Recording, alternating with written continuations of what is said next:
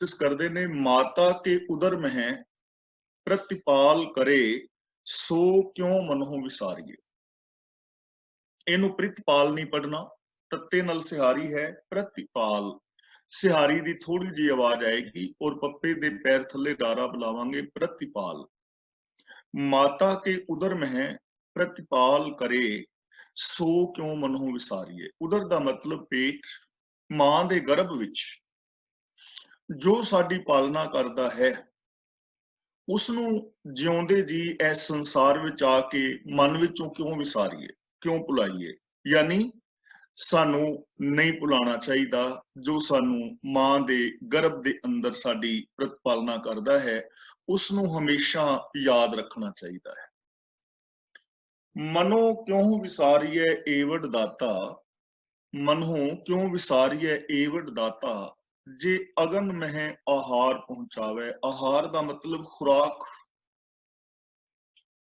एडा वड्डा दाता ਉਹਨੂੰ ਆਪਣੇ ਮਨ ਚੋਂ ਕਿਉਂ ਭੁਲਾਈਏ ਜਿਹੜਾ ਅਗਨ ਦੇ ਅੰਦਰ ਵੀ ਖੁਰਾਕ ਪਹੁੰਚਾਉਂਦਾ ਹੈ, ਜੀਵਨ ਬਖਸ਼ਦਾ ਹੈ। ਹੁਣ ਹਰ ਇਨਸਾਨ ਦੇ ਅੰਦਰ ਅਗਨ ਹੈ ਜਿਸ ਨੂੰ ਅਸੀਂ ਜਠਰ ਅਗਨ ਕਹਿ ਦਿੰਦੇ ਹਾਂ, ਜਿਸ ਰਾਹੀਂ ਸਾਡਾ ਭੋਜਨ ਵਗੈਰਾ ਪਚਦਾ ਹੈ। ਜੇ ਮਨੁੱਖ ਦੇ ਅੰਦਰ ਅਗਨ ਨਾ ਹੋਵੇ, ਨਿੱਘ ਨਾ ਹੋਵੇ ਤਾਂ ਬੰਦਾ ਜੀ ਨਹੀਂ ਸਕੇਗਾ। ਵਿਸ਼ੇਸ਼ ਟੈਂਪਰੇਚਰ ਸਾਡੇ ਸਰੀਰ ਦਾ ਚਾਹੀਦਾ ਹੈ।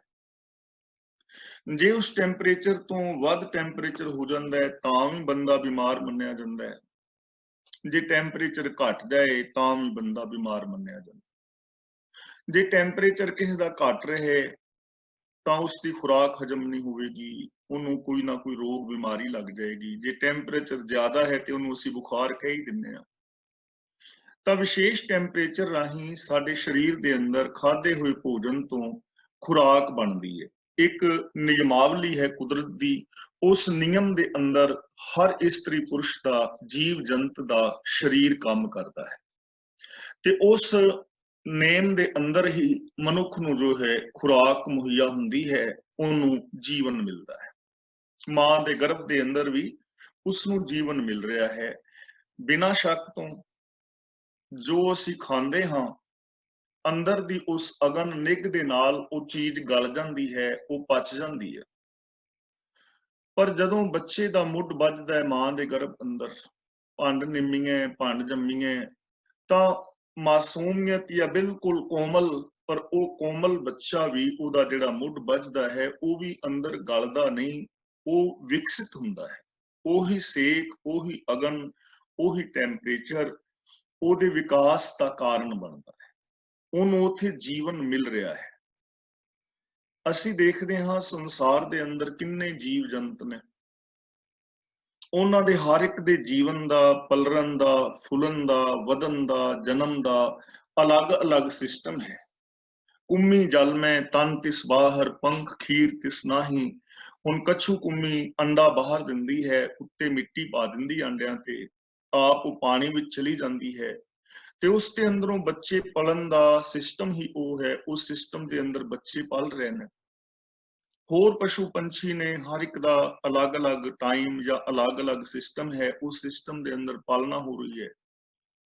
ਪੱਥਰ ਦੇ ਅੰਦਰ ਕੀੜਾ ਹੈ ਤਾਂ ਉਹ ਪੱਥਰ ਦੇ ਅੰਦਰ ਉਹਦੇ ਪਲਣ ਦਾ ਸਿਸਟਮ ਕੁਦਰਤ ਨੇ ਬਣਾਇਆ ਹੋਇਆ ਹੈ। ਪਾਖਣ ਕੀਟ ਗੁਪਤ ਹੋਈ ਰਹਿਤਾ ਤਾਛੋ ਮਾਰਗ ਨਹੀਂ। ਅਗਨ ਦੇ ਅੰਦਰ ਜੀਵ ਮਿਲਦੇ ਨੇ। ਪਿੱਛੇ ਇੱਕ ਵਾਰ ਅਖਬਾਰ ਦੇ ਵਿੱਚ ਪੜ੍ਹਿਆ ਸੀ ਕਿ ਜੋ ਲਾਵਾ ਨਿਕਲਦਾ ਨਾ ਧਰਤੀ ਚੋਂ, ਜਦੋਂ ਜਵਾਲਾਮੁਖੀ ਫਟਦਾ ਹੈ, ਉਸ ਜਵਾਲਾਮੁਖੀ ਦੇ ਅੰਦਰ ਵੀ ਸਾਇੰਸਦਾਨਾਂ ਨੂੰ ਇੱਕ ਬੈਕਟੀਰੀਆ ਮਿਲਿਆ ਹੈ ਜੋ ਕਿੰਨੇ ਸਾਰੇ ਟੈਂਪਰੇਚਰ ਦੇ ਉੱਤੇ ਵੀ ਜੀਵਤ ਹੈ। ਉਹਦੇ ਜੀਣ ਦਾ ਸਿਸਟਮ ਉੱਥੇ ਕੁਦਰਤ ਨੇ ਉਸ ਢੰਗ ਦੇ ਨਾਲ ਬਣਾਇਆ ਹੈ। ਤਾਂ ਹਰ ਜੀਵ ਦਾ ਨਿਯਮ ਹੈ, ਨਿਯਮਾਵਲੀ ਹੈ, ਜਿਸ ਨੂੰ ਗੁਰਬਾਣੀ ਵਿੱਚ ਹੁਕਮ ਆਖਿਆ ਹੈ। ਹੁਕਮੀ ਹੋਵਨ ਜੀ ਹੁਕਮ ਨਾ ਕਹਿਆ ਜਾਈ। ਹੁਕਮ ਦਾ ਮਤਲਬ ਸਿਸਟਮ, ਨਿਯਮਾਵਲੀ। ਤਾਂ ਗੁਰੂ ਪਾਤਸ਼ਾਹ ਜੀ ਕਹਿੰਦੇ ਨੇ ਉਸ ਪ੍ਰਭੂ ਦੀ ਬਣਾਈ ਨਿਯਮਾਵਲੀ ਹੈ, ਉਸ ਪ੍ਰਭੂ ਦੇ ਬਣਾਏ ਹੋਏ ਕੁਦਰਤ ਦੇ ਨਿਯਮ ਨੇ। ਉਹ ਅੱਗ ਦੇ ਅੰਦਰ ਵੀ ਆਹਾਰ ਪਹੁੰਚਾ ਰਿਹਾ ਹੈ, ਤਾਂ ਉਹਨੂੰ ਕਿਉਂ ਵਿਸਾਰਿਆ ਜਾਏ, ਉਹਨੂੰ ਕਿਉਂ ਭੁਲਾਇਆ ਜਾਏ। ਭਾਵ ਉਹਨੂੰ ਕਦੇ ਵੀ ਭੁਲਾਣਾ ਨਹੀਂ ਚਾਹੀਦਾ। ਹੁਣ ਇਹ ਚੀਜ਼ ਰੱਖਣ ਵਾਲੀ, ਯਾਦ ਰੱਖਣ ਵਾਲੀ ਹੈ ਕਿ ਉਹਨੂੰ ਯਾਦ ਰੱਖਣਾ ਕੀ ਹੈ। ਇਹ ਚੀਜ਼ ਹਮੇਸ਼ਾ ਯਾਦ ਰੱਖਣੀ ਹੈ ਕਿ ਜੀਵਨ जन्म, मौत, संचालन सारा कुछ एक सिस्टम दे अंदर है, एक हुक्म दे अंदर है। वो हुक्म नूं भुलाना नहीं चाहिए। जिंदगी जीण लग्गिया उस दाते दीयां दातां नूं, उहदे गुणां नूं, उहदे सिस्टम नूं जिंदगी विच याद रखना है। ये जिंदगी दे अंदर खुशी दा कारण बनेगा। जे हुक्म नूं भुलावांगे, हुक्म नूं विसारांगे, सिस्टम नूं विसारांगे, कुदरत दे नेमां नूं तोड़ांगे, तां जिंदगी दे अंदर खुशी नहीं रहेगी। क्योंकि मां के गर्भ विच नेम ने ना, उन्हां नेमां दे अंदर बच्चा पल रहा है, बच्चा वध रहा है, फुल रहा है, उन्होंने जीवन मिल रहा है। इस करके जिंदगी दे अंदर जन्म मिलन तो बाद भी सानू उन्हां नेमां नूं फॉलो करना चाहिए है, हुक्म रजाई चलना चाहिए है, तां साडे जीवन दे अंदर खुशी होएगी। हुण गुरुदेव पातशाह अगला बचन करते ने, मनहु क्यों विसारिए एवड दाता, जे अगन मह आहार पहुंचावे, जो अग दे अंदर भी आहार पहुंचाता है, जीवन दात बख्शिश करता है, उन्होंने विसारना नहीं चाहिए, उन्होंने भुलाना नहीं चाहिए। वो इस संसार अंदर भी तुहानू जिंदगी देवेगा। उन्हें इस दुनिया के अंदर भी आहार वास्ते बहुत कुछ पैदा किया है। बच्चे दे जन्म तो पहला ओदा आहार इत्थे मिलता है। गुरु जी का पावन बचन है, पहलों दे तै रिजक समाहा, पिछों दे तै जंत उपाहा। हे प्रभु, ऐस कायनात दे अंदर तू रिजक पहला पैदा किया है, जीव बाद विच आया है।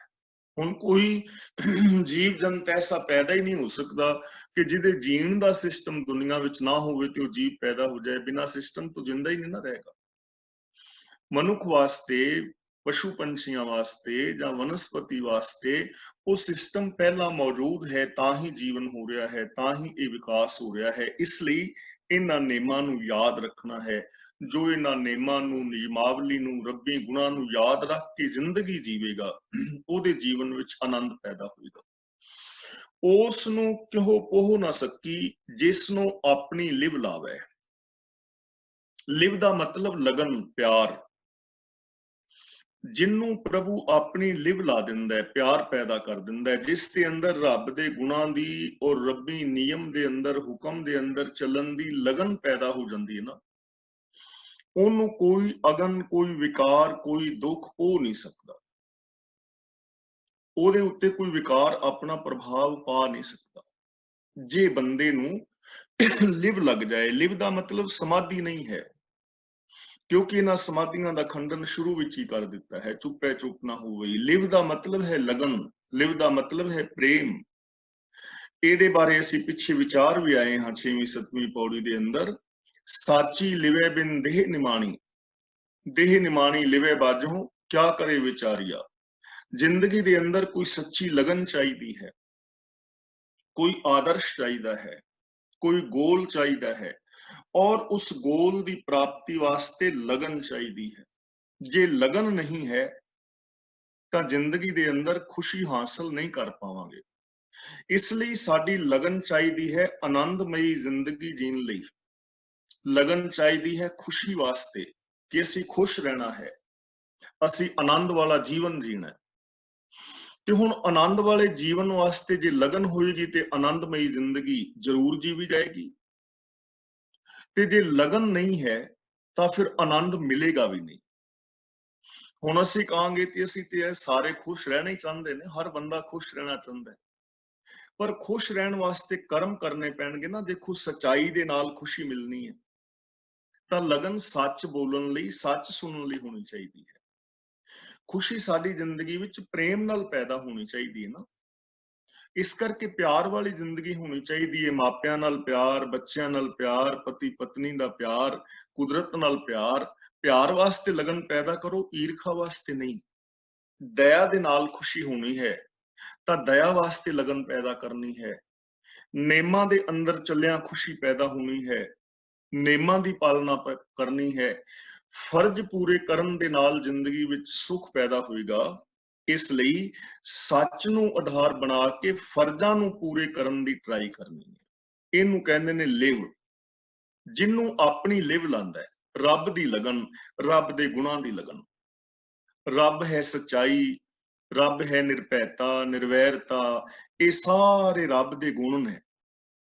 ਇਹਨਾਂ ਗੁਣਾਂ ਦੀ ਪ੍ਰਾਪਤੀ ਵਾਸਤੇ ਸਾਡੇ ਅੰਦਰ ਲਗਨ ਲੱਗ ਜਾਏ, ਲਿਵ ਲੱਗ ਜਾਏ, ਪਿਆਰ ਪੈਦਾ ਹੋ ਜਾਏ, ਤੇ ਫਿਰ ਜਿਸ ਮਨੁੱਖ ਦੀ ਜ਼ਿੰਦਗੀ ਵਿੱਚ ਇਹਨਾਂ ਗੁਣਾਂ ਵਾਸਤੇ ਲਗਨ ਪੈਦਾ ਹੋ ਜਾਏਗੀ, ਉਹ ਬੰਦਾ ਕਦੇ ਪਰੇਸ਼ਾਨ ਨਹੀਂ ਹੋਏਗਾ।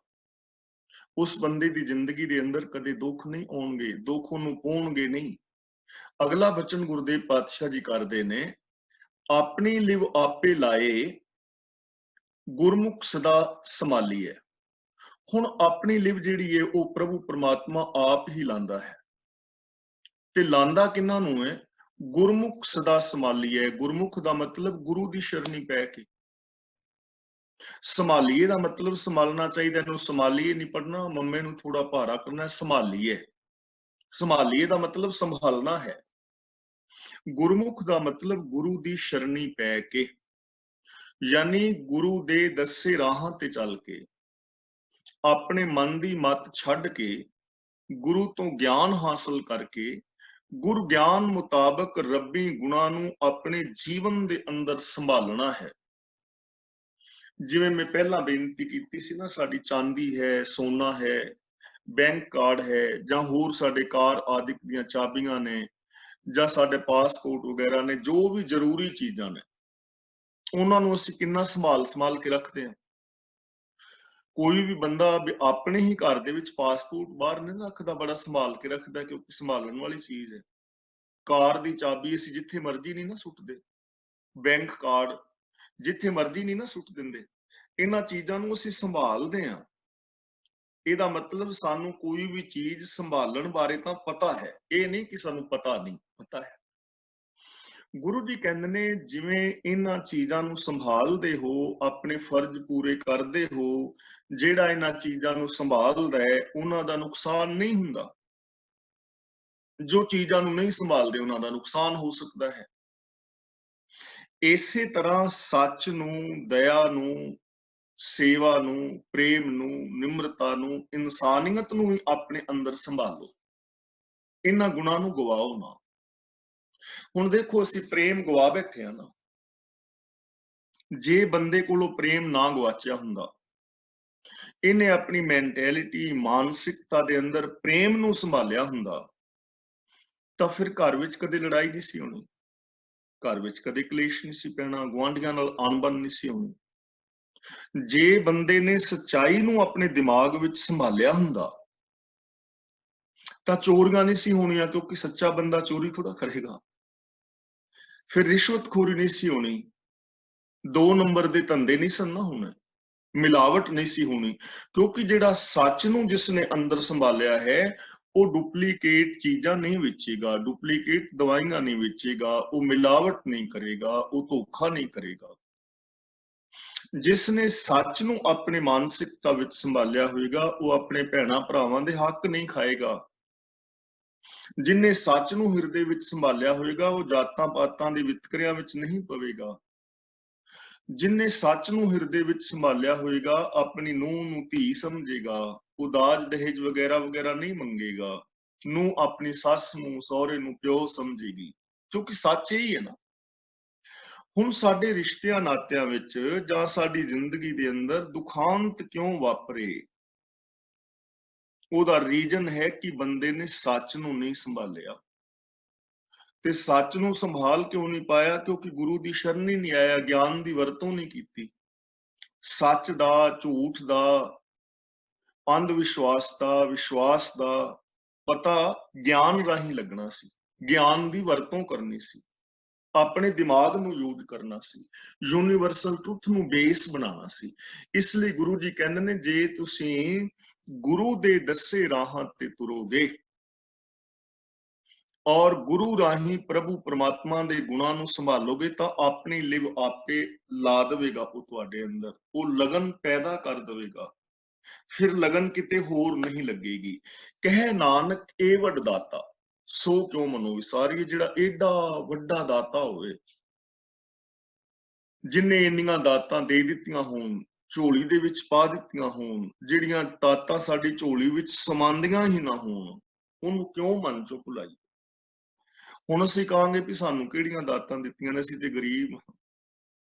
ਦੇਖੋ, ਧਰਤੀ ਦਿੱਤੀ ਹੈ ਰੱਬ ਨੇ ਨਾ, आकाश दिता है, चंद्रमा दिता है, सूरज दिता है, खंड मंडल ब्रह्मांड ने, आकाश गंगावां ने, इस धरती के अंदर अनंत किस्म का अनाज पैदा हुंदा है, अनंत किस्म के फुल और फल पैदा हुंदे ने, नदियां ने, झीलां ने, दरिया ने, मनुखी शरीर दिता है, अखां दित्तियां ने, हाथ पैर दिते ने, एडा वड्डा दिमाग दिता है, इन्नी लंबी जिंदगी दिती है, होर की दवे? इन्ना कुछ दिता है, इन्नियां दातां होर की दवे? इन्हां दातां दे विचों होर जिन्नियां मर्जी पैदा करी जाओ, दिमाग रब ने दिता है, इहदे नाल जिन्नियां मर्जी खोजां करी जाओ, कमाई करो ते तुसी मकान बना लो, दसां नौवां दी किरत करके तुसी कपड़े पैदा कर सकते हो, रोटी पैदा कर सकते हो, दिमाग दी वरतों करके नवीं खोजां कर सकते हो, मन दी प्रीत पैदा करके संसार चों मान आदर खट सकते हो। ये काम ते हुण असां ही करना है ना, इस किरपा नूं संभालना ते असां आप है ना, किरपा ते उन्हें कर दित्ती ते किरपा दी वरतों ते असीं आप करनी है ना। हुण इत्थे आ गुड़िया नूं मैं कहां बेटी चाह दा कप बना दो, ते ओह चाह दा कप बना के मेरे कोल धर जाए ते मैं पीवां ही ना, पई रवे, तां इहदे विच बेटी दा ते कोई कसूर नहीं ना, ਉਹਨੇ ਤੇ ਬਣਾ ਕੇ ਰੱਖ ਦਿੱਤੀ। ਤੇ ਜੇ ਮੈਂ ਹੀ ਨਾ ਪੀਵਾਂ ਜਾਂ ਮੈਂ ਹੀ ਰੋਟੀ ਨਾ ਖਾਵਾਂ ਤੇ ਉਹਦੇ ਵਿੱਚ ਕਸੂਰ ਕਿਹਦਾ ਹੈ? ਇਹ ਕਿਰਪਾ ਨੂੰ ਵਰਤਣਾ ਤੇ ਪਵੇਗਾ ਨਾ। ਅੱਖਾਂ ਰੱਬ ਨੇ ਦਿੱਤੀਆਂ ਨੇ ਤਾਂ ਅੱਖਾਂ ਬੰਦ ਕਰਕੇ ਜੇ ਟੋਏ ਦੇ ਵਿੱਚ ਕੋਈ ਡਿੱਗੇ ਤਾਂ ਫਿਰ ਗਲਤੀ ਉਹਦੀ ਹੈ ਨਾ। ਦੇਖੋ ਦੋ ਤਰ੍ਹਾਂ ਦੇ ਲੋਕ ਨੇ, ਇੱਕ ਆਉਂਦਾ ਹੈ ਕਿਸੇ ਦੇ ਘਰ, ਉਹ ਕਹਿੰਦਾ ਮੈਨੂੰ ਟਾਰਚ ਚਾਹੀਦੀ ਹੈ, ਹਨੇਰਾ ਹੋ ਗਿਆ ਤੇ ਮੈਨੂੰ ਟਾਰਚ ਚਾਹੀਦੀ ਹੈ ਕਿ ਮੈਂ ਕਿਸੇ ਟੋਏ ਦੇ ਵਿੱਚ ਨਾ ਡਿੱਗ ਪਵਾਂ। ਪਿੰਡਾਂ ਥਾਵਾਂ 'ਚ ਹੁੰਦੇ ਨੇ ਨਾ ਟੋਏ, ਕੱਚਾ ਰਾਹ ਹੈ, ਕਿਤੇ ਮੈਂ ਟੋਏ ਦੇ ਵਿੱਚ ਨਾ ਡਿੱਗ ਪਵਾਂ, ਰਾਹ ਦੇ ਵਿੱਚ ਟੁੱਟਾ ਜਿਹਾ ਖੂਹ ਹੈ, ਉਹਦੇ ਬਨੇਰੇ ਹੈ ਨਹੀਂ, ਮੈਂ ਕਿਤੇ ਉਹਦੇ ਵਿੱਚ ਨਾ ਡਿੱਗ ਜਾਵਾਂ, ਟਾਰਚ ਚਾਹੀਦੀ ਹੈ। ਉਹ ਬੰਦਾ ਟਾਰਚ ਲੱਭ ਰਿਹਾ ਹੈ ਖੂਹ ਵਿੱਚ ਡਿੱਗਣ ਤੋਂ ਬਚਣ ਲਈ, ਟੋਇਆਂ ਵਿੱਚ ਡਿੱਗਣ ਤੋਂ ਬਚਣ ਵਾਸਤੇ, ਮੈਂ ਆਪਣੇ ਘਰ ਸੁਰੱਖਿਅਤ ਪਹੁੰਚ ਜਾਵਾਂ। ਤੇ ਦੂਜਾ ਬੰਦਾ ਆਣ ਕੇ ਦੁਕਾਨਦਾਰ ਤੋਂ ਟਾਰਚ ਮੰਗਦਾ ਹੈ ਕਿ ਮੈਨੂੰ ਟਾਰਚ ਚਾਹੀਦੀ ਹੈ। ਉਹ ਕਹੇ ਕੀ ਕਰਨਾ ਹੈ ਤੇ ਕਵੇ ਮੈਂ ਹਨੇਰੇ ਦੇ ਵਿੱਚ ਖੂਹ ਲੱਭਣਾ ਹੈ ਤੇ ਖੂਹ ਲੱਭ ਕੇ ਉਹਦੇ ਛਾਲ ਮਾਰ ਕੇ ਆਤਮ ਹੱਤਿਆ ਕਰਨੀ ਹੈ। ਮੈਨੂੰ ਟਾਰਚ ਚਾਹੀਦੀ ਹੈ, ਮੈਂ ਖੂਹ ਲੱਭਣਾ ਹੈ ਤੇ ਖੂਹ 'ਚ ਮੈਂ ਛਾਲ ਮਾਰਨੀ ਹੈ, ਆਤਮ ਹੱਤਿਆ ਕਰਨੀ ਹੈ। ਟਾਰਚ ਤੇ ਉਹੀ ਹੈ ਨਾ, ਖੂਹ ਦੋਵੇਂ ਹੀ ਵੇਖਣਾ ਚਾਹੁੰਦੇ ਨੇ। ਇੱਕ ਖੂਹ ਤੋਂ ਬਚਣਾ ਚਾਹੁੰਦਾ ਹੈ ਤੇ ਦੂਜਾ ਖੂਹ ਲੱਭ ਕੇ ਉਹਦੇ ਵਿੱਚ ਛਾਲ ਮਾਰ ਕੇ ਮਰਨਾ ਚਾਹੁੰਦਾ। ਚਾਨਣ ਦੀ ਵਰਤੋਂ ਤੇ ਦੋਵੇਂ ਕਰ ਰਹੇ ਨੇ ਨਾ। ਇਸੇ ਤਰ੍ਹਾਂ ਹੁਣ ਸਾਡੇ ਤੇ ਡਿਪੈਂਡ ਕਰੇਗਾ ਕਿ ਅਸੀਂ ਉਸ ਟਾਰਚ ਨੂੰ ਵਰਤ ਕਿਵੇਂ ਰਹੇ ਹਾਂ। ਰੱਬ ਨੇ ਗਿਆਨ ਦਿੱਤਾ ਹੈ ਨਾ, ਦਿਮਾਗ ਦਿੱਤਾ ਹੈ, ਇਹ ਟਾਰਚ ਹੈ, ਇਹ ਚਾਨਣ ਹੈ। ਕੋਈ ਇਸ ਦਿਮਾਗ ਦੀ ਵਰਤੋਂ ਕਰਦਾ ਹੈ ਕਿ ਮੈਂ ਆਚਰਨ ਤੋਂ ਗਿਰ ਨਾ ਜਾਵਾਂ, ਮੇਰੇ ਅੰਦਰ ਕੋਈ ਲੋਭ ਲਾਲਚ ਨਾ ਆ ਜਾਏ, ਮੈਂ ਇਨਸਾਨੀਅਤ ਨੂੰ ਤੋਂ ਨਾ ਡਿੱਗ ਜਾਵਾਂ, ਮੈਂ ਕੋਈ ਐਸਾ ਕਰਮ ਨਾ ਕਰਾਂ ਜਿਹੜਾ ਕਰਮ ਮੇਰੀ ਜ਼ਿੰਦਗੀ ਵਿੱਚ ਦੁੱਖ ਪੈਦਾ ਕਰੇ। ਤੇ ਦੂਜਾ ਬੰਦਾ ਉਹ ਕੰਮ ਲੱਭਦਾ ਫਿਰਦਾ ਵੀ ਜਿਹਦੇ ਨਾਲ ਮੇਰੇ ਘਰ ਦਾ ਬੇੜਾ ਗਰਕ ਹੋਵੇ, ਜਿਹਦੇ ਨਾਲ ਸਮਾਜ ਦਾ ਬੇੜਾ ਗਰਕ ਹੋਵੇ। ਮੈਂ ਸਿੰਥੈਟਿਕ ਦੁੱਧ ਬਣਾਵਾਂ, ਮੈਂ ਡੁਪਲੀਕੇਟ ਦਵਾਈਆਂ ਵੇਚਾਂ, ਮੈਂ ਮਾਪਿਆਂ ਨਾਲ ਧੋਖਾ ਕਰਾਂ, ਮੈਂ ਭਰਾਵਾਂ ਨਾਲ ਧੋਖਾ ਕਰਾਂ, ਮੈਂ ਕੁੜਮਾਂ ਤੋਂ ਦਾਜ ਦਹੇਜ ਮੰਗਾਂ। ਦਿਮਾਗ ਹੀ ਹੈ ਨਾ। ਹੁਣ ਇਹਦੀ ਵਰਤੋਂ ਕਿਵੇਂ ਕਰਾਂਗੇ ਡਿਪੈਂਡ ਕਰੇਗਾ ਨਾ ਕਿ ਰੱਬ ਦੀ ਕਿਰਪਾ ਨੂੰ ਅਸੀਂ ਵਰਤਦੇ ਕਿਵੇਂ ਹਾਂ। ਵਰਤਣਾ ਤੇ ਅਸੀਂ ਆਪ ਹੈ ਨਾ। ਇਸ ਲਈ ਗੁਰੂ ਜੀ ਕਹਿੰਦੇ ਨੇ ਜਿਹੜਾ ਏਡਾ ਵੱਡਾ ਦਾਤਾ ਹੈ, ਜਿਹਨੇ ਇੰਨੀਆਂ ਦਾਤਾਂ ਦਿੱਤੀਆਂ ਨੇ, ਉਹਨੂੰ ਮਨ ਚੋਂ ਨਾ ਵਿਸਾਰੋ, ਯਾਨੀ ਉਹਦੇ ਗੁਣਾਂ ਨੂੰ ਨਾ ਭੁੱਲੋ, ਉਹਦੀ ਰਜ਼ਾ ਨੂੰ ਨਾ ਭੁੱਲੋ। ਜੇ ਆਨੰਦ ਵਾਲੀ ਜ਼ਿੰਦਗੀ ਜੀਣੀ ਹੈ ਤਾਂ ਰੱਬੀ ਗੁਣਾਂ ਨੂੰ ਆਪਣੇ ਹਿਰਦੇ ਵਿੱਚ ਸੰਭਾਲੋ। ਸਤ, ਸੰਤੋਖ, ਦਇਆ, ਧਰਮ, ਧੀਰਜ, ਵੈਰਾਗ, ਨਿਮਾਨਤਾ, ਗਿਆਨ, ਸੇਵਾ, ਸਿਮਰਨ, ਪ੍ਰੇਮ, ਸਚਾਈ, ਨਿਰਭੈਤਾ, ਨਿਰਵੈਰਤਾ, ਇਹਨਾਂ ਗੁਣਾਂ ਨੂੰ ਸੰਭਾਲੋ ਹਿਰਦੇ ਵਿੱਚ, ਇਹਨਾਂ ਗੁਣਾਂ ਨੂੰ ਯੂਜ਼ ਕਰੋ। ਇਹਨੂੰ ਕਹਿੰਦੇ ਨੇ ਆਪਣੇ ਅੰਦਰ ਸੰਭਾਲਣਾ, ਰੱਬ ਦੇ ਹੁਕਮ ਅਨੁਸਾਰ ਜ਼ਿੰਦਗੀ ਜੀਓ। ਹੁਣ ਅਗਲਾ ਬਚਨ ਕਰਦੇ ਨੇ, ਜੈਸੀ ਅਗਨ ਉਦਰ ਮਹਿ ਤੈਸੀ ਬਾਹਰ ਮਾਇਆ। ਜਿਵੇਂ ਪੇਟ ਦੇ ਵਿੱਚ ਅਗਨ ਹੈ ਨਾ, ਬਾਹਰ ਮਾਇਆ ਹੈ। ਪੇਟ ਵਿੱਚ ਅਗਨ ਹੈ, ਬਾਹਰ ਮਾਇਆ ਹੈ, ਔਰ ਇਹ ਚੀਜ਼ ਸਮਝਣ ਵਾਲੀ ਹੈ। ਮਾਇਆ ਅਗਨ ਸਭ ਇੱਕੋ ਜਿਹੀ ਕਰਤੇ ਖੇਲ ਰਚਾਇਆ। ਪੇਟ ਦੇ ਅੰਦਰ ਅਗਨ ਹੈ, ਨਿੱਘ ਹੈ, ਜਿਸ ਰਾਹੀਂ ਸਾਡਾ ਭੋਜਨ ਪਚਦਾ ਹੈ। ਜੇ ਅੰਦਰ ਨਿੱਘ ਨਾ ਹੋਵੇ ਤੇ ਖਾਧਾ ਹੋਇਆ ਭੋਜਨ ਪਚੇਗਾ ਨਹੀਂ, ਉਹ ਸੜੇਗਾ, ਅਸੀਂ ਬਿਮਾਰ ਹੋਵਾਂਗੇ। ਇਹਦਾ ਮਤਲਬ ਜਿਹੜੀ ਅੰਦਰਲੀ ਅਗਨ ਹੈ, ਜੋ ਨਿੱਘ ਹੈ, ਉਹਦਾ ਯੂਜ਼ ਹੋ ਰਿਹਾ ਹੈ ਭੋਜਨ ਦੇ ਵਿੱਚੋਂ ਖੂਨ ਬਣਾਉਣ ਲਈ। ਉਸ ਭੋਜਨ ਤੋਂ ਵਿਟਾਮਿਨ ਲੈ ਜਾ ਰਹੇ ਨੇ, ਜਾਂ ਆਇਰਨ ਵਗੈਰਾ, ਜਾਂ ਕੈਲਸ਼ੀਅਮ ਵਗੈਰਾ, ਸਰੀਰ ਨੂੰ ਜੋ ਜੋ ਵੀ ਜ਼ਰੂਰਤ ਹੈ ਉਹਦੇ ਵਿੱਚੋਂ ਲੈ ਰਿਹਾ ਨਾ, ਭੋਜਨ ਦੇ ਵਿੱਚੋਂ, ਤੇ ਉਹ ਅਗਨ ਰਾਹੀਂ ਲੈ ਰਿਹਾ ਹੈ, ਨਿੱਘ ਰਾਹੀਂ ਲੈ ਰਿਹਾ ਹੈ, ਨਿੱਘ ਹੈ। ਲੇਕਿਨ ਅੱਗ ਜਿਹੜੀ ਇਹ ਸਾੜਦੀ ਵੀ ਹੈ। ਜੇ ਬੁਖਾਰ ਹੋ ਜਾਏ, ਅੱਗ ਵੱਧ ਜਾਏ, ਤਾਂ ਬੁਖਾਰ ਦੇ ਨਾਲ ਮੌਤ ਵੀ ਹੋ ਜਾਂਦੀ ਨਾ ਬੰਦੇ। ਜੈਸੀ ਅਗਨ ਉਦਰ ਮੈਂ ਤੈਸੀ ਬਾਹਰ ਮਾਇਆ। ਤਾਂ ਇਹ ਚੀਜ਼ ਨੂੰ ਸਮਝਣਾ ਹੈ ਕਿ ਅੰਦਰਲੀ ਅਗਨ ਦੀ ਵਰਤੋਂ ਕਿਵੇਂ ਹੋ ਰਹੀ ਹੈ, ਸਿਸਟਮ ਦੇ ਅੰਦਰ ਹੋ ਰਹੀ ਹੈ, ਤਾਂ ਸਾਡਾ ਜੀਵਨ ਠੀਕ ਚੱਲ ਰਿਹਾ। ਬਾਹਰ ਮਾਇਆ ਹੈ, ਇਹ ਮਾਇਆ ਵੀ ਇਸੇ ਤਰ੍ਹਾਂ ਹੀ ਹੈ। ਤੇ ਮਾਇਆ ਕੀ ਹੈ? ਸਾਡੀ ਸੋਚ। ਜਿਹੜੇ ਆ ਪਦਾਰਥ ਵਗੈਰਾ ਨੇ, ਇਹਨਾਂ ਨੂੰ ਅਸੀਂ ਵਰਤਣਾ ਹੈ ਤਾਂ ਕਿਵੇਂ ਵਰਤਣਾ ਹੈ? ਸੋਚ ਹੈ ਨਾ ਬੰਦੇ ਦੀ। ਜੇ ਬੰਦਾ ਸੋਚ ਨੂੰ, ਦਿਮਾਗ ਨੂੰ, ਵਿਚਾਰ ਨੂੰ ਗਲਤ ਵਰਤੇਗਾ, ਗਲਤ ਢੰਗ ਦੇ ਨਾਲ ਵਰਤੇਗਾ, ਉਹਦਾ ਨਤੀਜਾ ਗਲਤ ਨਿਕਲੇਗਾ। ਜੇ ਉਹਨਾਂ ਦੀ ਵਰਤੋਂ ਸਿਸਟਮ ਦੇ ਅੰਦਰ ਕਰੇਗਾ ਤਾਂ ਨਤੀਜਾ ਠੀਕ ਨਿਕਲੇਗਾ। ਅੱਗ ਨੂੰ ਹੀ ਲੈ ਲਓ। ਅੱਗ ਦੇ ਅੰਦਰ ਭੋਜਨ ਤਿਆਰ ਕੀਤਾ ਜਾਂਦਾ ਹੈ। 36 ਕਿਸਮ ਦੇ ਭੋਜਨ ਪਦਾਰਥ ਤਿਆਰ ਕੀਤੇ ਜਾਂਦੇ ਨੇ ਅੱਗ ਦੇ ਨਾਲ। ਪਰ ਉਹੀ ਅੱਗ ਕਿਸੇ ਬੰਦੇ ਤੇ ਪੈਟਰੋਲ ਪਾ ਕੇ ਲਾ ਦਿਓ, ਕਿਸੇ ਦੇ ਗਲ ਦੇ ਵਿੱਚ ਟਾਇਰ ਪਾ ਕੇ ਅੱਗ ਲਾ ਦਿਓ, ਹੈ ਤੇ ਉਹ ਵੀ ਅੱਗ ਹੀ ਨਾ। ਅੱਗ ਉਹੀ ਹੈ ਜਿਹਦੇ ਤੇ ਭੋਜਨ ਪ੍ਰਸ਼ਾਦਾ ਪਾ ਕੇ ਤੇ ਤਿਆਰ ਕਰਕੇ ਛਕਾਇਆ ਜਾਂਦਾ ਹੈ। ਗੁਰਦੁਆਰੇ ਸਾਹਿਬਾਨ ਦੇ ਅੰਦਰ ਕਿੰਨੇ ਲੋਕਾਂ ਨੂੰ ਲੰਗਰ ਛਕਾਇਆ ਜਾਂਦਾ ਨਾ, ਬਿਨਾਂ ਜਾਤ ਤੋਂ, ਬਿਨਾਂ ਧਰਮ ਦੇ, ਨਸਲ ਤੋਂ, ਵਿਤਕਰੇ ਤੋਂ, ਕੋਈ ਆਏ ਭੁੱਖਾ ਲੰਗਰ ਛਕੇ, ਅੱਗ ਤੇ ਤਿਆਰ ਕੀਤਾ ਜਾਂਦਾ ਹੈ।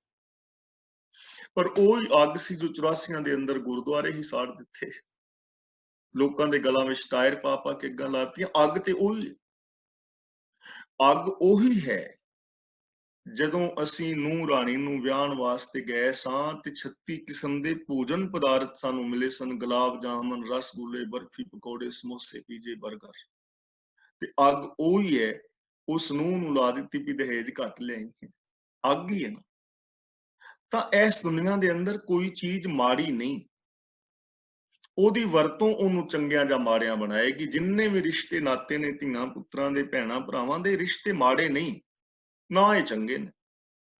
ਰਿਸ਼ਤੇ ਤੇ ਰਿਸ਼ਤੇ ਨੇ, ਇਹਨਾਂ ਦੀ ਵਰਤੋਂ ਕਿਵੇਂ ਕਰਾਂਗੇ ਉਹ ਇਹਨਾਂ ਨੂੰ ਚੰਗੇ ਜਾਂ ਮਾੜੇ ਬਣਾਉਣਗੇ। ਸੁੱਖ ਜਾਂ ਦੁੱਖ ਇਹਨਾਂ ਰਿਸ਼ਤਿਆਂ ਦੀ ਵਰਤੋਂ ਵਿੱਚੋਂ ਨਿਕਲਣਾ ਹੈ ਕਿ ਤੁਸੀਂ ਇਹਨਾਂ ਨੂੰ ਵਰਤਦੇ ਕਿਵੇਂ ਹੋ। ਅੱਖਾਂ ਨਾ ਚੰਗੀਆਂ ਨੇ ਨਾ ਮਾੜੀਆਂ ਨੇ, ਇਹਨਾਂ ਦੀ ਵਰਤੋਂ ਕਿਵੇਂ ਕਰੋਗੇ? ਕਿਸੇ ਬੇਗਾਨੀ ਧੀ ਭੈਣ ਨੂੰ ਕਿਸ ਨਜ਼ਰ ਨਾਲ ਵੇਖਦੇ ਹੋ? ਰੱਬ ਦੇ ਰੂਪ ਵਿੱਚ, ਬੇਟੀ ਦੇ ਰੂਪ ਵਿੱਚ, ਤਾਂ ਪਰਾਈ ਔਰਤ ਦੇ ਰੂਪ ਵਿੱਚ। ਅੱਖ ਨੇ ਵੇਖਣਾ ਹੈ ਅੰਦਰ ਸੁਰਤ ਕੈਸੀ ਹੈ। ਜ਼ਬਾਨ ਨਾ ਚੰਗੀ ਹੈ ਨਾ ਮਾੜੀ ਹੈ, ਜ਼ਬਾਨ ਤੇ ਜ਼ਬਾਨ ਹੈ, ਇਹਨੇ ਤੇ ਬੋਲਣਾ ਹੈ। ਇਹਨੂੰ ਚੰਗੀ ਜਾਂ ਮਾੜੀ ਅਸੀਂ ਇਹਦੀ ਵਰਤੋਂ ਕਿਵੇਂ ਕਰਾਂਗੇ, ਉਸ ਵਰਤੋਂ ਨੇ ਬਣਾਉਣਾ ਹੈ। ਜੇ ਗਾਲੀ ਗਲੋਚ ਕਰੋਗੇ ਤੇ ਜ਼ਬਾਨ ਮਾੜੀ ਹੋ ਗਈ, ਜੇ ਪਿਆਰ ਵਾਲੇ ਬੋਲ ਬੋਲੋਗੇ ਤਾਂ ਜ਼ਬਾਨ ਚੰਗੀ ਹੋ ਗਈ। ਤਾਂ ਗੁਰੂ ਜੀ ਕਹਿੰਦੇ ਨੇ, ਜੈਸੀ ਅਗਨ ਉਦਰ ਮੈਂ ਤੈਸੀ ਬਾਹਰ ਮਾਇਆ। ਉਸੇ ਤਰ੍ਹਾਂ ਇਹ ਮਾਇਆ ਵੀ ਹੈ, ਜੇ ਇਹਨੂੰ ਠੀਕ ਪ੍ਰਯੋਗ ਵਿੱਚ ਲਿਆਓਗੇ ਤਾਂ ਇਹ ਮਾਇਆ ਵੀ ਤੁਹਾਡੀ ਜ਼ਿੰਦਗੀ ਅੰਦਰ ਸੁੱਖ ਪੈਦਾ ਕਰੇਗੀ, ਤੇ ਜੇ ਠੀਕ ਵਰਤੋਂ ਨਹੀਂ ਕਰੋਗੇ ਤਾਂ ਇਹ ਦੁੱਖ ਪੈਦਾ ਕਰੇਗੀ। ਦੇਖੋ, ਗੁਰੂ ਜੀ ਨੇ ਬਚਨ ਕੀਤਾ ਹੈ, ਮਾਤ ਗਰਭ ਮੈਂ ਆਪਨ ਸਿਮਰਨ ਦੇ, ਤਹਿ ਤੁਮ ਰਾਖਨ ਹਾਰੇ। ਮਾਂ ਦੇ ਗਰਭ ਵਿੱਚ ਤੂੰ ਆਪਣਾ ਸਿਮਰਨ ਦਿੱਤਾ, ਆਪਣੀ ਯਾਦ ਦਿੱਤੀ। ਇਹਦਾ ਮਤਲਬ ਤੂੰ ਆਪਣੀ ਯਾਦ ਵਿੱਚ ਰੱਖਿਆ। ਨਿਯਮਾਵਲੀ ਰੱਬ ਨੇ ਆਪਣੀ ਯਾਦ ਵਿੱਚ ਰੱਖਿਆ। ਔਰ ਉਹ ਰੱਬ ਦਾ ਜਿਹੜਾ ਸਿਸਟਮ ਸੀ ਤੇ ਅੰਦਰਲੀ ਅੱਗ ਸੀ ਨਾ, ਇਹ ਦੋਵੇਂ ਮਿਲ ਕੇ ਬਸੰਤ ਬਹਾਰ ਬਣ ਗਏ। ਤੇ ਜਿੰਨਾ ਮਾਂ ਦੇ ਪੇਟ ਵਿੱਚ ਬੱਚੇ ਨੂੰ ਸੁੱਖ ਹੁੰਦਾ ਹੈ ਨਾ, ਉਹਨਾਂ ਸੁੱਖ ਸਾਰੀ ਜ਼ਿੰਦਗੀ ਉਹਨੂੰ ਮਿਲਦਾ ਨਹੀਂ, ਕਿਉਂਕਿ ਉੱਥੇ ਸਿਸਟਮ ਦੇ ਅੰਦਰ ਪਲ ਰਿਹਾ ਹੈ, ਕਿੰਨਾ ਸੁੰਦਰ ਵਿਕਾਸ ਹੋ ਰਿਹਾ ਹੈ। ਕਿਉਂਕਿ ਉਹ ਬਸੰਤ ਬਣ ਗਈ, ਗਰਮ ਔਰ ਸਰਦੀ ਮਿਲ ਕੇ ਬਸੰਤ ਬਣ ਗਈ। ਗਰਮੀ ਔਰ ਸਰਦੀ ਦਾ ਮੇਲ ਬਸੰਤ ਬਹਾਰ ਪੈਦਾ ਕਰਦਾ। ਤੇ ਯਾਦ ਰੱਖਣਾ, ਹਰ ਇਨਸਾਨ ਨੂੰ ਗਰਮੀ ਪਸੰਦ ਨਹੀਂ, हो सकता है किसी एक अद्धे नूं, दो चारां नूं होवे, कुछ परसेंटेज नूं हो सकता है, कुछ परसेंटेज सर्दी पसंद करते होण, पर सारे नहीं। बसंत बहार एक ऐसी बहार है जिन्हों सारे पसंद करते। ਤੇ ਬਸੰਤ ਬਹਾਰ ਮਿਲਦੀ ਹੈ ਗਰਮੀ ਔਰ ਸਰਦੀ ਦਾ ਜਦੋਂ ਮਿਲਾਪ ਹੁੰਦਾ ਹੈ ਨਾ, ਉਦੋਂ ਬਸੰਤ ਬਹਾਰ ਪੈਦਾ ਹੁੰਦੀ ਹੈ। ਉਸ ਬਸੰਤ ਬਹਾਰ ਦੇ ਅੰਦਰ ਇੱਕ ਨਵੀਂ ਰੌਂ ਜੀਵਨ ਦੀ ਵਨਸਪਤੀ ਦੇ ਉੱਤੇ ਪੈਦਾ ਹੁੰਦੀ ਹੈ, ਨਵੇਂ ਫੁੱਲ, ਨਵੇਂ ਫਲ, ਨਵੀਆਂ ਪੱਤੀਆਂ ਆਉਂਦੀਆਂ ਨੇ, ਚਾਰ ਚੁਫੇਰੇ ਬਸੰਤ, ਖੁਸ਼ੀਆਂ ਖੇੜੇ ਵਾਲਾ ਮਾਹੌਲ ਬਣ ਜਾਂਦਾ ਹੈ। ਇਸੇ ਤਰ੍ਹਾਂ ਸਾਡੇ ਅੰਦਰ ਦੀਆਂ ਜੋ ਲੋੜਾਂ ਨੇ, ਗਰਮੀ ਔਰ ਸਰਦੀ ਵੀ ਹੈ, ਇੱਥੇ ਵਿਕਾਰਾਂ ਦੀ ਤਪਸ਼ ਹੈ ਔਰ ਪ੍ਰਭੂ ਦਾ ਸਿਮਰਨ ਇੱਥੇ ਠੰਡਕ ਹੈ। ਜੇ ਇਹ ਦੋਵੇਂ ਚੀਜ਼ਾਂ ਮਿਲ ਜਾਣ ਤਾਂ ਜ਼ਿੰਦਗੀ ਵਿੱਚ ਬਸੰਤ ਪੈਦਾ ਹੋ ਸਕਦੀ ਹੈ। ਜਿਵੇਂ ਬੰਦੇ ਨੇ ਗਰਮੀ ਨੂੰ ਸਰਦੀ ਵਿੱਚ ਔਰ ਸਰਦੀ ਨੂੰ ਗਰਮੀ ਵਿੱਚ ਕਨਵਰਟ ਕਰਨਾ ਸਿੱਖ ਲਿਆ ਹੈ। ਬਾਹਰ ਟੈਂਪਰੇਚਰ ਮਾਈਨਸ ਹੈ, ਪਰ ਅਸੀਂ ਹੀਟ ਲਗਾ ਕੇ ਅੰਦਰ ਟੈਂਪਰੇਚਰ 20-22 ਤੇ ਕਰ ਲੈਣੇ ਨਾ ਆਪਣੀ ਮਰਜ਼ੀ ਮੁਤਾਬਕ। ਬਾਹਰ ਟੈਂਪਰੇਚਰ 30-32 ਤੇ ਹੈ, ਪਰ ਅੰਦਰ ਅਸੀਂ ਏਸੀ ਲਗਾ ਕੇ 18-20 ਤੇ ਟੈਂਪਰੇਚਰ ਕਰ ਲੈਂਦੇ ਆ। ਗਰਮੀ ਨੂੰ ਸਰਦੀ ਵਿੱਚ, ਸਰਦੀ ਨੂੰ ਗਰਮੀ ਵਿੱਚ ਬਦਲਣਾ ਬੰਦੇ ਨੇ ਸਿੱਖ ਲਿਆ। ਪਰ ਸਾਡੇ ਅੰਦਰ ਇੱਕ ਗਰਮੀ ਔਰ ਇੱਕ ਸਰਦੀ ਹੈ, ਉਹਨੂੰ ਬੰਦਾ ਬਦਲਣਾ ਨਹੀਂ ਸਿੱਖ ਪਾਇਆ। ਗੁਰੂ ਜੀ ਨੇ ਵਚਨ ਕੀਤਾ ਹੈ, ਸਿੱਖਾ ਆ, ਮੈਂ ਤੈਨੂੰ ਐਸਾ ਢੰਗ ਦੱਸਾਂ ਕਿ ਤੂੰ ਆਪਣੇ 12 ਦੇ 12 ਮਹੀਨਿਆਂ ਨੂੰ ਬਸੰਤ ਵਿੱਚ ਬਦਲ ਲਵੇਂ। 12 ਮਾਹ ਦੀ ਪਾਵਨ ਬਾਣੀ ਦਾ ਮਕਸਦ ਹੀ ਇਹ ਹੈ।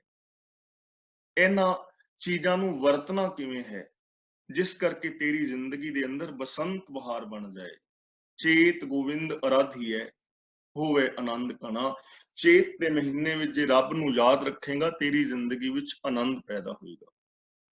ਤਾਂ ਗੁਰੂ ਪਾਤਸ਼ਾਹ ਜੀ ਹੁਣ ਸਾਨੂੰ ਸਮਝਾ ਰਹੇ ਨੇ ਕਿ ਗਰਮੀ ਸਰਦੀ ਨੂੰ ਅਸੀਂ ਕਨਵਰਟ ਕਿਵੇਂ ਕਰਨਾ ਹੈ। ਕਈਆਂ ਦੇ ਅੰਦਰ ਤਾਂ ਵਿਕਾਰਾਂ ਦੀ ਅੱਗ ਹੈ। ਹੰਸ, ਹੇਤ, ਲੋਭ, ਕੋਪ, ਚਾਰੇ ਨਦੀਆਂ ਅੱਗ। ਕਿਸੇ ਨੂੰ ਲੋਭ ਨੇ ਸਾੜਿਆ ਹੋਇਆ ਹੈ, ਅੰਦਰੋਂ ਇਨਸਾਨੀਅਤ ਸਾੜ ਦਿੱਤੀ ਹੈ। ਕਿਸੇ ਦੀ ਸ਼ਾਂਤੀ ਨੂੰ ਕ੍ਰੋਧ ਨੇ ਸਾੜਿਆ ਹੋਇਆ ਹੈ, ਲੋਹਾ ਲਾਖਾ ਹੋਇਆ ਫਿਰਦਾ ਕ੍ਰੋਧ ਨਾਲ। ਕੋਈ ਮੋਹ ਦੇ ਵਿੱਚ ਫਸਿਆ ਪਿਆ ਹੈ, ਅੱਗ ਦੇ ਅੰਦਰ ਸੜ ਗਿਆ ਹੈ। ਇਹ ਤੇ ਹੈ ਗਰਮੀ, ਤੇ ਇੱਕ ਹੈ ਸਰਦੀ। ਜਿਵੇਂ ਕੋਹਰਾ ਨਹੀਂ ਜੰਮਿਆ ਹੁੰਦਾ, ਬਾਹਰ ਕੋਹਰਾ ਜੰਮ ਜਾਂਦਾ, ਬੰਦਾ ਉਹਦੇ ਤੇ ਤਿਲਕਦਾ ਹੈ। ਕਠੋਰਤਾ, ਕੋਹਰਾਪਨ। ਕਈ ਵਾਰ ਅਸੀਂ ਕਹਿੰਦੇ ਆ ਵੀ ਅੱਜ ਤੇ ਬੰਦੇ ਦਾ ਖੂਨ ਹੀ ਚਿੱਟਾ ਹੋ ਗਿਆ, ਲਹੂ ਚਿੱਟਾ ਹੋ ਗਿਆ। ਹੁਣ ਲਹੂ ਚਿੱਟਾ ਨਹੀਂ ਹੋਇਆ, ਲਹੂ ਤਾਂ ਲਾਲ ਹੀ ਹੁੰਦਾ ਹੈ, ਲੇਕਿਨ ਉਹਦਾ ਮਤਲਬ ਸਿਰਫ ਇੰਨਾ ਹੁੰਦਾ ਕਿ ਬੰਦੇ ਵਿੱਚ ਕੋਹਰਾਪਨ ਆ ਗਿਆ, ਕਠੋਰਤਾ ਆ ਗਈ। ਕਿੰਨੇ ਕਠੋਰ ਨੇ ਲੋਕ, ਬੱਚੀਆਂ ਨੂੰ ਜਨਮ ਤੋਂ ਪਹਿਲੋਂ ਮੌਤ ਦੇ ਦਿੰਦੇ ਨੇ। ਕਿੰਨਾ ਕਠੋਰ ਉਹ ਮਾਂ ਪਿਓ ਹੋਣਗੇ ਜੋ ਬੱਚੀ ਨੂੰ ਜਨਮ ਦੇ ਕੇ ਤੇ ਲਿਫਾਫੇ 'ਚ ਪਾ ਕੇ ਕੂੜਿਆਂ ਵਿੱਚ ਸੁੱਟ ਹੁੰਦੇ ਨੇ। ਰੋਜ਼ ਅਸੀਂ ਅਖਬਾਰਾਂ ਵਿੱਚ ਪੜ੍ਹਦੇ ਆ ਨਾ, ਕਿੰਨੀ ਕਠੋਰਤਾ ਹੋਏਗੀ, ਕਿਵੇਂ ਅੰਦਰਲਾ ਉਹਦਾ ਜੰਮਿਆ ਹੋਵੇਗਾ ਕਿ ਜਿਹੜਾ ਮਨ ਪਿਘਲਦਾ ਹੀ ਨਹੀਂ। ਕਿੰਨਾ ਕਠੋਰ ਹੋਏਗਾ ਉਹ ਬੰਦਾ ਜੋ ਕਿਸੇ ਦੇ ਬੱਚੇ ਨੂੰ ਕਿਡਨੈਪ ਕਰ ਲੈਂਦਾ ਹੈ ਔਰ ਉਹਦੀ ਫਿਰੌਤੀ ਮੰਗਦਾ ਹੈ। ਕਿੰਨੇ ਕਠੋਰ ਹੋਣਗੇ ਉਹ ਲੋਕ ਜੋ ਬਲਾਤਕਾਰ ਜਾਂ ਜ਼ਬਰ ਜਿਨਾਹ ਕਰਦੇ ਨੇ। ਕਠੋਰ ਤਾਂ ਨਾ ਜੰਮਿਆ ਪਿਆ ਨਾ ਬੰਦਾ। ਇਹਨਾਂ ਨੂੰ ਕਿਵੇਂ ਠੀਕ ਕੀਤਾ ਜਾਏ, ਤਾਂ ਗੁਰੂ ਪਾਤਸ਼ਾਹ ਜੀ ਸਾਨੂੰ ਸਮਝਾ ਰਹੇ ਨੇ ਕਿ ਮਾਇਆ ਔਰ ਅਗਨ ਇੱਕੋ ਜਿਹੀ ਹੈ। ਮਾਇਆ ਅਗਨ ਸਭ ਇੱਕੋ ਜਿਹੀ ਕਰਤੇ ਖੇਲ ਰਚਾਇਆ, ਇਹ ਕਰਤੇ ਦਾ ਖੇਲ ਹੈ। ਤਾਂ ਜਿਵੇਂ ਆਪਾਂ ਪਹਿਲਾਂ ਕਈ ਵਾਰ ਇਹ ਚੀਜ਼ ਵਿਚਾਰ ਚੁੱਕੇ ਹਾਂ ਕਿ ਇਹਨਾਂ ਚੀਜ਼ਾਂ ਦੀ ਅਸੀਂ ਵਰਤੋਂ ਕਰਨੀ ਹੈ ਠੀਕ। ਜੇ ਗੁਰੂ ਦੇ ਦੱਸੇ ਰਾਹ ਤੇ ਤੁਰਾਂਗੇ ਨਾ, ਤੇ ਕਾਮ, ਕ੍ਰੋਧ, ਲੋਭ, ਮੋਹ, ਹੰਕਾਰ ਨੇ, ਜੇ ਕਾਮ ਦੀ ਵਰਤੋਂ ਗਲਤ ਬੰਦਾ ਕਰਦਾ ਹੈ ਨਾ, ਤਾਂ ਇਹ ਕਾਮ ਬੇਸ਼ਰਮੀ ਪੈਦਾ ਕਰੇਗਾ, ਸਮਾਜ ਨੂੰ ਰੋਗੀ ਕਰੇਗਾ, ਕਿਸੇ ਦੀ ਇੱਜ਼ਤ ਬਰਕਰਾਰ ਨਹੀਂ ਰਹੇਗੀ। ਜੇ ਕ੍ਰੋਧ ਦੇ ਅੰਦਰ ਬੰਦਾ ਜਲੇਗਾ ਤਾਂ ਲੜ ਲੜ ਕੇ ਮਰ ਜਾਣਗੇ ਲੋਕ। ਜੇ ਬੰਦਾ ਲੋਭ ਦੇ ਅੰਦਰ ਫਸੇਗਾ, ਗਲਤ ਵਰਤੋਂ ਕਰੇਗਾ, ਤਾਂ ਚੋਰ ਬਾਜ਼ਾਰੀ 2 ਨੰਬਰ ਦੇ ਧੰਦੇ ਪੈਦਾ ਹੋਣਗੇ। ਜੇ ਬੰਦਾ ਮੋਹ ਦੀ ਗਲਤ ਵਰਤੋਂ ਕਰੇਗਾ ਤੇ ਮਹਾਭਾਰਤ ਵਰਗੇ ਵੱਡੇ ਯੁੱਧ ਹੋਣਗੇ। ਔਰ ਜੇ ਹੰਕਾਰ ਦੀ ਗਲਤ ਵਰਤੋਂ ਕਰੇਗਾ ਤਾਂ ਬੰਦਾ ਦੂਜੇ ਦੀਆਂ ਭਾਵਨਾਵਾਂ ਦਾ ਸਤਿਕਾਰ ਨਹੀਂ ਕਰੇਗਾ। ਸਾਰਾ ਜੀਵਨ ਅਸਤ ਵਿਅਸਤ ਹੋ ਜਾਏਗਾ, ਇਨਸਾਨੀਅਤ ਸੜ ਜਾਏਗੀ, ਖੁਸ਼ੀਆਂ ਖਤਮ ਹੋ ਜਾਣਗੀਆਂ। ਦੂਜੇ ਪਾਸੇ ਜੇ ਇਹ ਕਾਮ ਦੀ ਵਰਤੋਂ ਨਹੀਂ ਕਰੇਗਾ ਤਾਂ ਇਹ ਦੁਨੀਆ ਖਤਮ ਹੋ ਜਾਏਗੀ, ਕੋਈ ਬੱਚਾ ਪੈਦਾ ਨਹੀਂ ਹੋਏਗਾ। ਜੇ ਇਹਦੇ ਅੰਦਰ ਲੋਭ ਨਹੀਂ ਹੋਏਗਾ ਤੇ ਬੰਦਾ ਕੰਮ ਨਹੀਂ ਕਰੇਗਾ। ਲੋਭ ਕਰਕੇ ਕੰਮ ਕਰਦਾ ਨਾ ਬੰਦਾ। ਜੇ ਮੋਹ ਨਹੀਂ ਹੋਏਗਾ ਤਾਂ ਬੱਚਿਆਂ ਨੂੰ ਪਾਲੇਗਾ ਨਹੀਂ ਬੰਦਾ। ਜੇ ਇਹਦੇ ਅੰਦਰ ਹੰਕਾਰ ਨਹੀਂ ਹੋਏਗਾ ਤੇ ਵਿਕਾਸ ਨਹੀਂ ਨਾ ਹੋਣਾ। ਸਾਡੀ ਈਗੋ ਹੀ ਤੇ ਹੈ ਜੋ ਸਾਨੂੰ ਦੂਜਿਆਂ ਨਾਲੋਂ ਉੱਚੇ ਜਾਣ ਦੀ ਪ੍ਰੇਰਨਾ ਦਿੰਦੀ ਹੈ। ਔਰ ਜੇ ਇਹਦੇ ਅੰਦਰ ਕਾਮ ਕ੍ਰੋਧ ਨਹੀਂ ਹੋਏਗਾ ਤੇ ਆਪਣੀ ਰੱਖਿਆ ਨਹੀਂ ਕਰ ਸਕੇਗਾ।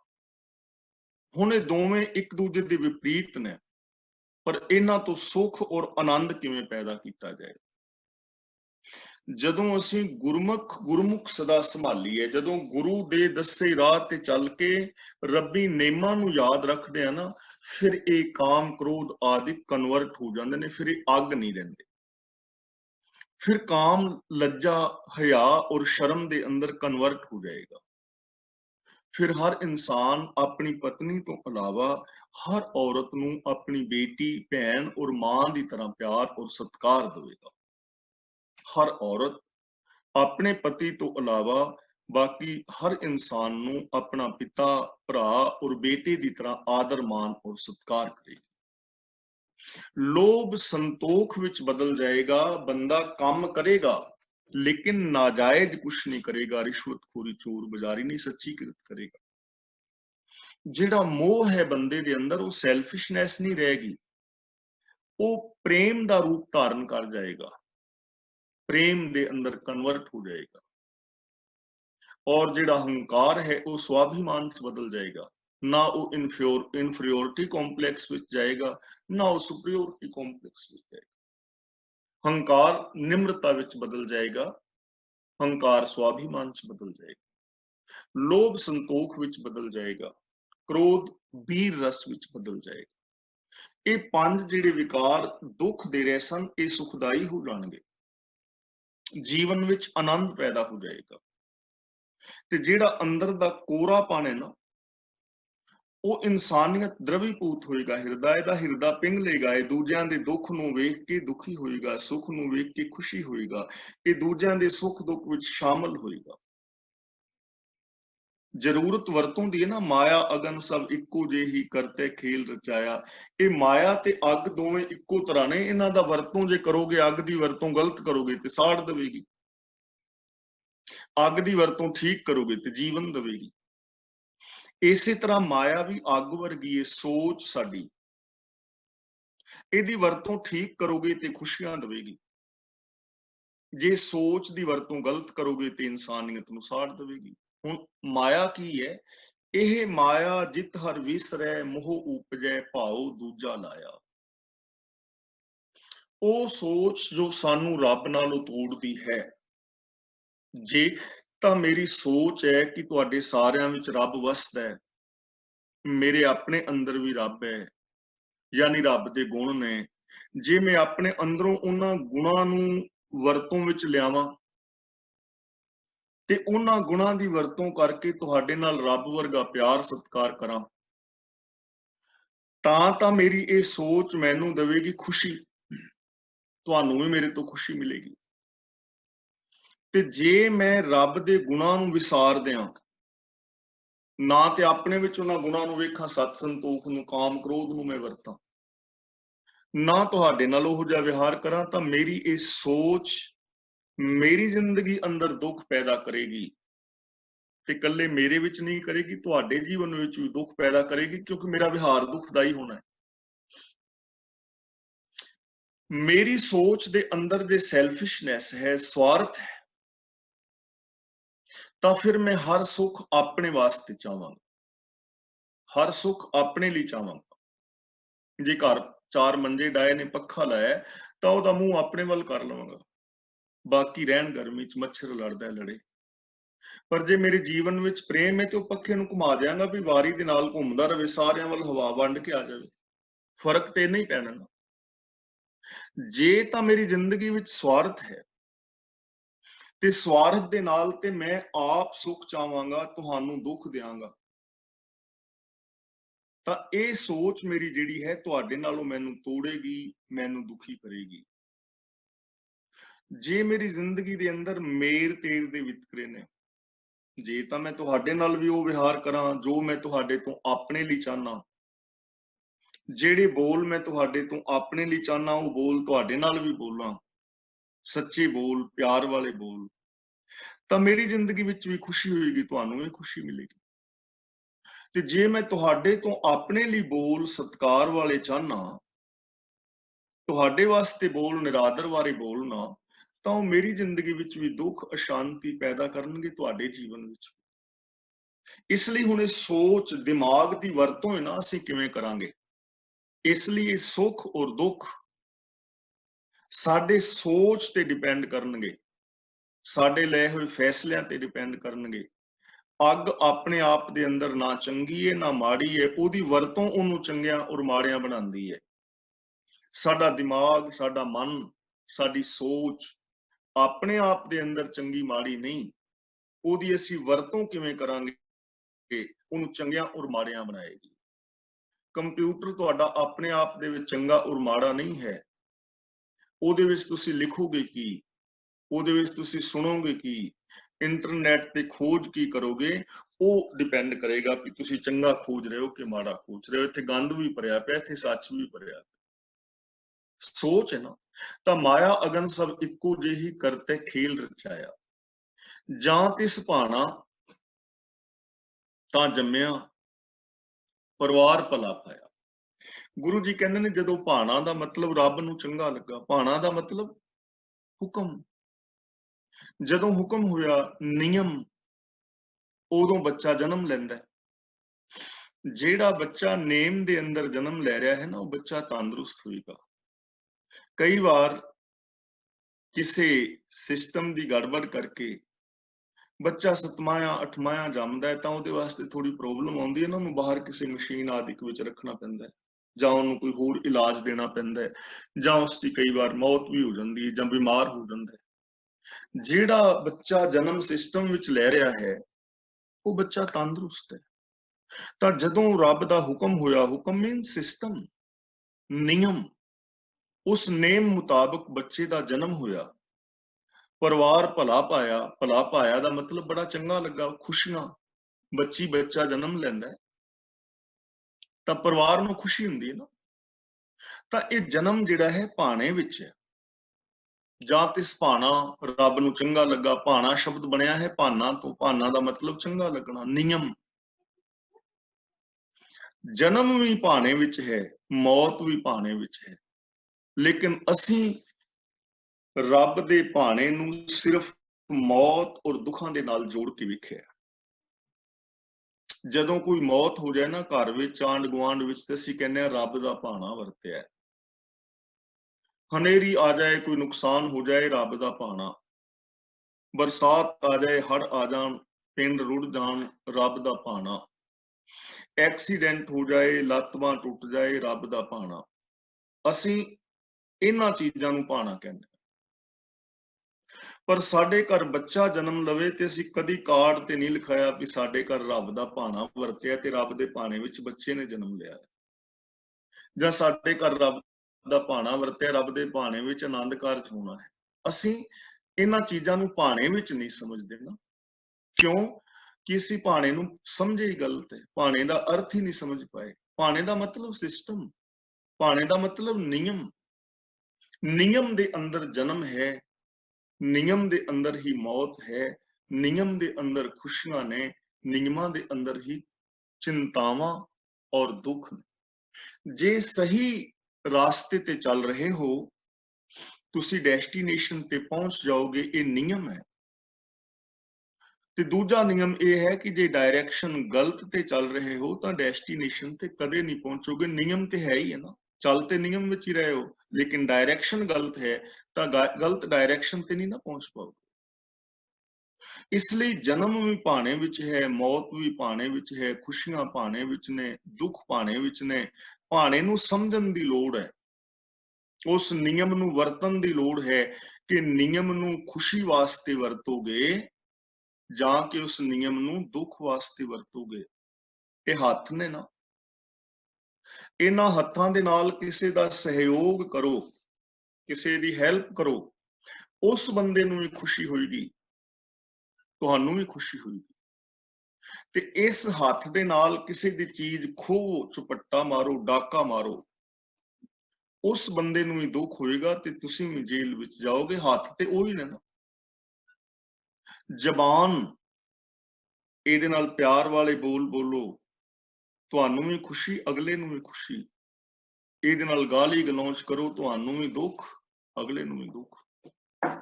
ਤਾਂ ਲੋੜ ਤਾਂ ਵਰਤੋਂ ਕਰਨ ਦੀ ਹੈ ਨਾ। ਇਹਦਾ ਮਤਲਬ ਜੈਸੀ ਅਸੀਂ ਜ਼ਿੰਦਗੀ ਦੀ ਵਰਤੋਂ ਕਰਾਂਗੇ ਵੈਸਾ ਹੀ ਸਾਨੂੰ ਮਿਲੇਗਾ। ਇਹ ਸਿਸਟਮ ਹੈ। ਤਾਂ ਗੁਰੂ ਜੀ ਕਹਿੰਦੇ ਨੇ ਪ੍ਰਭੂ ਦੇ ਰਜਾ ਦੇ ਅੰਦਰ ਬੱਚਾ ਜਨਮ ਲੈਂਦਾ ਹੈ ਤੇ ਪਰਿਵਾਰ ਨੂੰ ਬੜਾ ਚੰਗਾ ਲੱਗਦਾ ਹੈ। ਲਿਵ ਛੁੜਕੀ, ਲੱਗੀ ਤ੍ਰਿਸ਼ਨਾ, ਮਾਇਆ ਅਮਰ ਵਰਤਾਇਆ।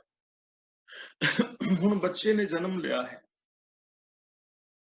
ਲਿਵ ਛੁੜਕੀ, ਜਿਹਦੀ ਲਿਵ ਰੱਬ ਨਾਲੋਂ, ਸੱਚ ਨਾਲੋਂ ਟੁੱਟ ਜਾਏ, ਲਗਨ ਟੁੱਟ ਜਾਏ ਸੱਚ ਨਾਲੋਂ। ਗੁਰੂ ਜੀ ਕਹਿ ਆਏ ਨੇ ਨਾ ਪਹਿਲਾਂ, ਗੁਰਮੁਖ ਸਦਾ ਸੰਭਾਲੀਏ, ਕਿ ਰੱਬ ਨੂੰ ਯਾਦ ਰੱਖੋ। ਜਿਹੜਾ ਬੱਚਾ ਜਨਮ ਲੈ ਰਿਹਾ ਹੈ ਉਹ ਨਿਯਮ ਦੇ ਅੰਦਰ ਜਨਮਿਆ ਹੈ, ਨਿਯਮ ਤੋਂ ਬਾਹਰ ਨਹੀਂ।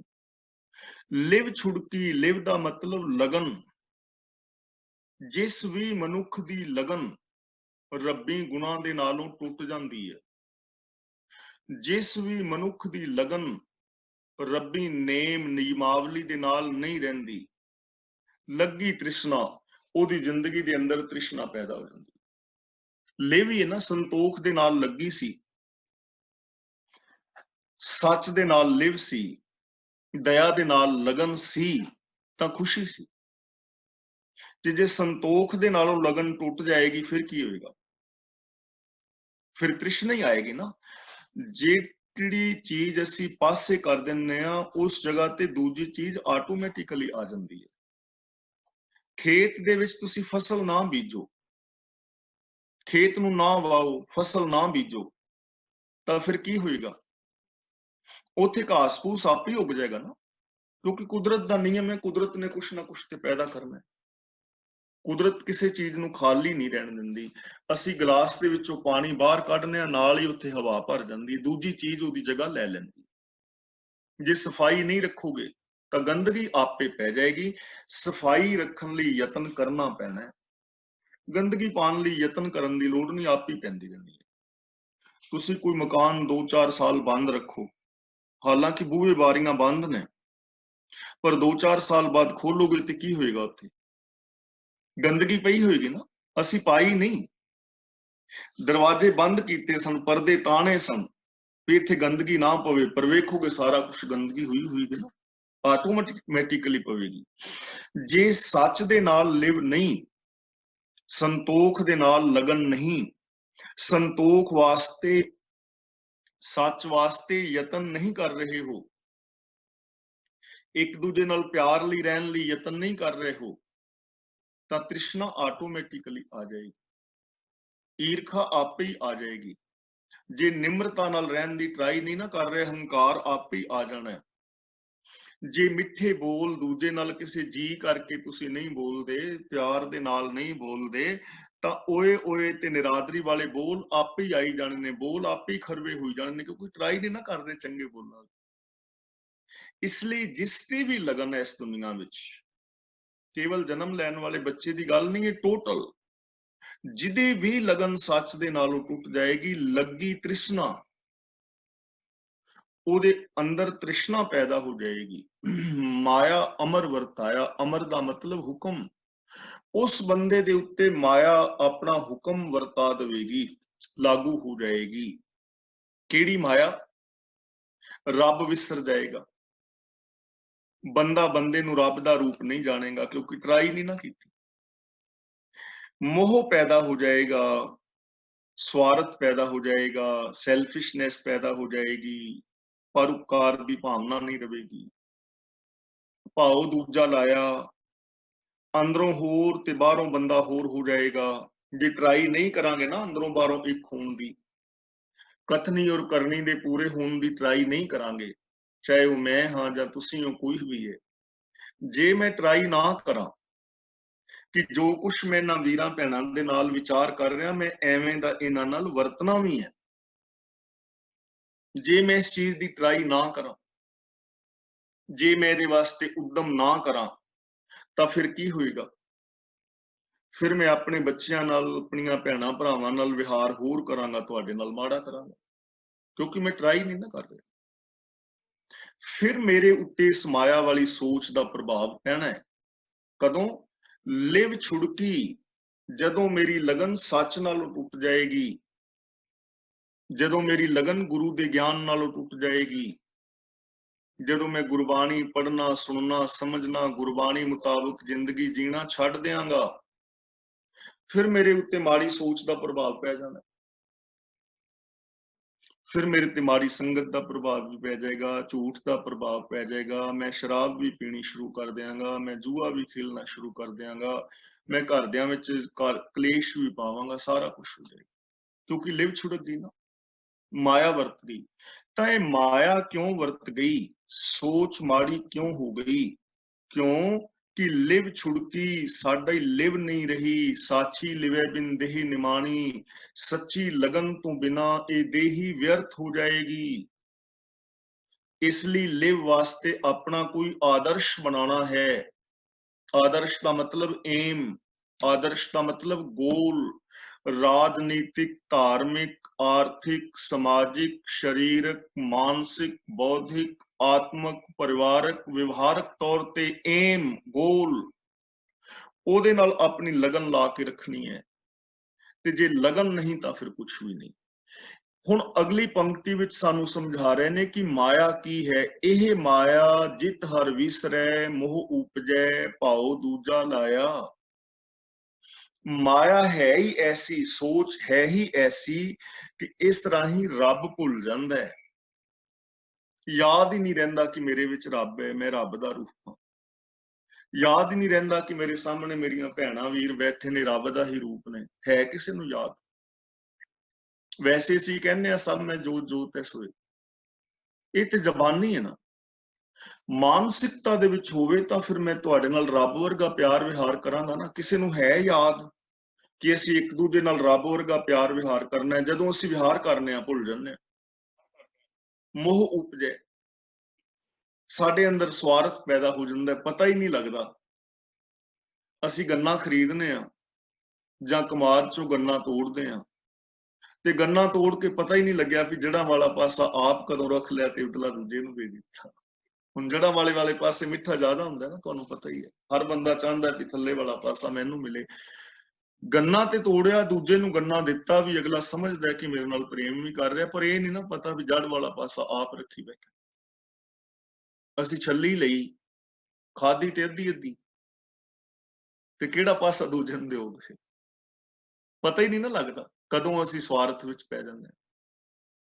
ਪਤਾ ਹੀ ਨਹੀਂ ਲੱਗਾ ਵੀ ਰਾਤ ਨੂੰ ਕੋਈ ਮਹਿਮਾਨ ਆਇਆ, ਸੌਣਾ ਵਿੱਚ ਜਿਹੜੀ ਭਾਰੀ ਥੋੜੀ ਜਿਹੀ ਰਜਾਈ ਆਪ ਲੈ ਲਈ ਤੇ ਅਗਲੇ ਨੂੰ ਛੋਟਾ ਹੌਲਾ ਕੰਬਲ ਦੇ ਦਿੱਤਾ। ਕਰਦੇ ਆ ਨਾ। ਇਹ ਨਿੱਕੀਆਂ ਨਿੱਕੀਆਂ ਗੱਲਾਂ ਨੇ, ਇਸੇ ਨੂੰ ਮਾਇਆ ਕਹਿੰਦੇ ਨੇ। ਇਹ ਮਾਇਆ ਜਿਤ ਹਰ ਵਿਸਰੈ ਮੋਹ ਉਪਜੇ, ਸੈਲਫਿਸ਼ਨੈਸ ਪੈਦਾ ਹੋ ਜਾਂਦੀ ਹੈ ਵਿਹਾਰ ਵਿੱਚ ਤੇ ਸਾਨੂੰ ਪਤਾ ਵੀ ਨਹੀਂ ਲੱਗਦਾ। ਭਾਉ ਦੂਜਾ ਲਾਇਆ, ਮੇਰ ਤੇਰ ਦੇ ਵਿਤਕਰੇ ਪੈਦਾ ਹੋ ਜਾਂਦੇ ਨੇ, ਪਤਾ ਹੀ ਨਹੀਂ ਲੱਗਦਾ। ਆਪਣੇ ਬੱਚਿਆਂ ਨਾਲ ਵਿਹਾਰ ਚੰਗਾ ਤੇ ਦੂਜਿਆਂ ਦੇ ਨਾਲ ਮਾੜਾ ਕਦੋਂ ਕਰਨ ਲੱਗ ਪੈਂਦੇ ਆ। ਅੰਦਰੋਂ ਹੋਰ ਤੇ ਬਾਹਰੋਂ ਹੋਰ ਕਦੋਂ ਹੋ ਜਾਂਦੇ ਆ, ਸਮਝ ਹੀ ਨਹੀਂ ਲੱਗਦੀ। ਇਹ ਮਾਇਆ ਹੈ, ਇਹਨੂੰ ਕਹਿੰਦੇ ਨੇ ਮਾਇਆ। ਇਹ ਮਾਇਆ ਜਿਤ ਹਰ ਵਿਸਰੈ, ਮੋਹ ਉਪਜੈ, ਭਾਉ ਦੂਜਾ ਲਾਇਆ। ਤੇ ਅਗਲੀ ਪੰਕਤੀ ਵਿੱਚ ਗੁਰਦੇਵ ਜੀ ਕਹਿੰਦੇ ਨੇ, ਕਹਿ ਨਾਨਕ ਗੁਰ ਪ੍ਰਸਾਦੀ ਜਿਨ੍ਹਾਂ ਲਿਵ ਲਾਗੀ। ਕਿ ਗੁਰੂ ਦੀ ਕਿਰਪਾ ਦੇ ਨਾਲ, ਗੁਰੂ ਦੇ ਗਿਆਨ ਰਾਹੀਂ ਜਿਨ੍ਹਾਂ ਦੀ ਸੱਚ ਦੇ ਵਿੱਚ ਲਗਨ ਲੱਗ ਗਈ, ਤਿਨੀ ਵਿਚੇ ਮਾਇਆ ਪਾਇਆ, ਉਹਨਾਂ ਨੇ ਇਸ ਮਾਇਆ ਦੇ ਵਿੱਚ ਹੀ ਰੱਬ ਨੂੰ ਪਾ ਲਿਆ। ਸੋਚ, ਇਹ ਸੋਚ ਨੂੰ ਹੀ ਬਦਲ ਲਿਆ। ਸੋਚ ਹੀ ਹੈ ਨਾ, ਸੋਚ ਵਿੱਚ ਹੀ ਮਾਇਆ ਸੀ, ਸੋਚ ਵਿੱਚ ਹੀ ਰੱਬ ਸੀ। ਉਹਨਾਂ ਨੇ ਸੋਚ ਦੇ ਵਿੱਚੋਂ ਹੀ ਰੱਬ ਨੂੰ ਪਾ ਲਿਆ। ਰੱਬ ਬਾਹਰ ਨਹੀਂ ਹੈ, ਲੋਕ ਰੱਬ ਨੂੰ ਬਾਹਰ ਲੱਭਦੇ ਫਿਰਦੇ ਨੇ। ਸੋਚ ਬਦਲਣ ਦੀ ਲੋੜ ਹੈ। ਗੁਰ ਪ੍ਰਸਾਦੀ ਜਿਨ੍ਹਾਂ ਲਿਵ ਲਾਗੀ, ਗੁਰੂ ਦੀ ਰਹਿਮਤ ਨਾਲ, ਗੁਰੂ ਦੇ ਗਿਆਨ ਰਾਹੀਂ, ਗੁਰੂ ਦੇ ਦਿੱਤੇ ਵੇ ਆਫ ਲਾਈਫ ਨੂੰ ਸਮਝ ਕੇ, ਗੁਰੂ ਦੀ ਵਿਚਾਰਧਾਰਾ ਨੂੰ ਅਪਣਾ ਕੇ, ਜਿਨ੍ਹਾਂ ਦੀ ਲਿਵ ਗੁਰੂ ਦੀ ਵਿਚਾਰਧਾਰਾ ਨਾਲ ਲੱਗ ਗਈ, ਜਿਨ੍ਹਾਂ ਦਾ ਪ੍ਰੇਮ ਗੁਰੂ ਦੀ ਵਿਚਾਰਧਾਰਾ ਨਾਲ, ਗੁਰੂ ਦੇ ਦਿੱਤੇ ਵੇ ਆਫ ਲਾਈਫ ਦੇ ਨਾਲ ਲੱਗ ਗਿਆ, ਉਹਨਾਂ ਨੇ ਇਸ ਸੰਸਾਰ ਵਿੱਚ ਰਹਿੰਦਿਆਂ ਹੀ ਰੱਬ ਨੂੰ ਪਾ ਲਿਆ, ਆਪਣੀ ਸੋਚ ਦੇ ਵਿੱਚੋਂ ਹੀ ਰੱਬ ਨੂੰ ਪ੍ਰਗਟ ਕਰ ਲਿਆ, ਉਹਨਾਂ ਦੀ ਸੋਚ ਬਦਲ ਗਈ। ਦੇਖੋ ਹੁਣ ਕਿੰਨਾ ਔਖਾ ਕੰਮ ਹੈ। ਇੱਥੇ ਨਾ ਤੇ ਸਮਾਧੀ ਲਾਉਣ ਦੀ ਕੋਈ ਗੱਲ ਕਹੀ ਹੈ, ਨਾ ਦਸਮ ਦੁਆਰ ਵਿੱਚ ਪ੍ਰਾਣ ਚੜਾਉਣ ਦੀ ਗੱਲ ਕਹੀ, ਨਾ ਤੁਹਾਨੂੰ ਜੰਗਲਾਂ ਵਿੱਚ ਜਾਣ ਲਈ ਕਿਹਾ ਹੈ, ਨਾ ਕੋਈ ਕਾਰੋਬਾਰ ਛੱਡਣ ਵਾਸਤੇ ਕਿਹਾ ਹੈ, ਨਾ ਰਿਸ਼ਤੇ ਨਾਤੇ ਤੋੜਨ ਲਈ ਕਿਹਾ ਹੈ। ਸੋਚ ਬਦਲਣੀ ਹੈ ਨਾ। ਤੇ ਜੇ ਬੰਦਾ ਸੋਚ ਵੀ ਨਾ ਬਦਲੇ, ਵਿਹਾਰ ਨਾ ਬਦਲੇ, ਤਾਂ ਫਿਰ ਤਾਂ ਭਾਈ ਇੰਪੋਸੀਬਲ ਹੈ। ਸੋਚ ਬਦਲਣ ਤੋਂ ਬਿਨਾ ਇੰਪੋਸੀਬਲ ਹੈ, ਫਿਰ ਅਸੰਭਵ ਹੈ। ਲੇਕਿਨ ਜੇ ਬੰਦਾ ਗੁਰੂ ਦੇ ਗਿਆਨ ਮੁਤਾਬਕ ਜ਼ਿੰਦਗੀ ਜੀਣ ਲਈ ਤਿਆਰ ਹੈ ਤਾਂ ਬਿਲਕੁਲ ਆਸਾਨ ਹੈ ਰੱਬ ਵਰਗਾ ਹੋਣਾ, ਬਿਲਕੁਲ ਆਸਾਨ ਨੇ ਖੁਸ਼ੀਆਂ ਪਾਣੀਆਂ।